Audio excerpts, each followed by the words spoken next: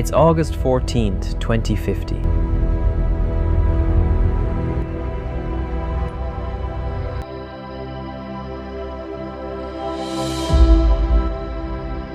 You wake up to the sound of a simulated lark chirping in your ear, a sound recorded on Earth 50 years ago. But when you open your eyes, you don't see a blue sky.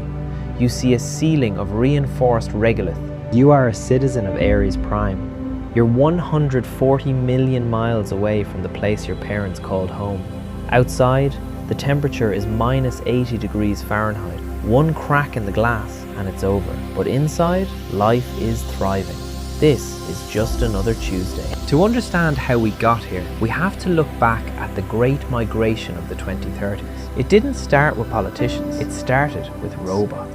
Before the first human foot touched this dust, a swarm of AI-driven autonomous rovers spent a decade 3D printing our home. So, big question is, why did we come? For some, it was the Earth exit during the climate shift. For others, it was the ultimate startup. Mars is the only place left where you can be a first. The first mayor, the first chef, the first person to ever grow old on a different planet. Let's talk about lunch. You aren't eating dehydrated mush. Thanks to AI synchronized hydroponics, Aries Prime produces more calories per square foot than an Iowa cornfield. But there's a catch. On Mars, everything is tracked. Your oxygen usage, your caloric intake, even your social interactions.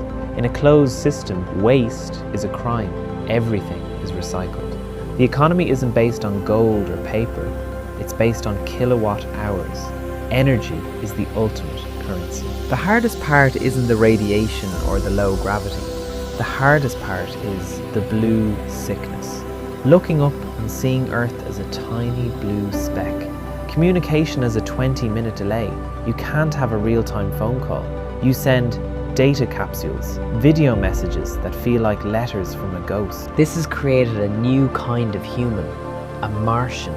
They have no national loyalty to Earth. They belong to the red. As the sun sets, glowing a haunting pale blue because of the Martian dust, you realize something.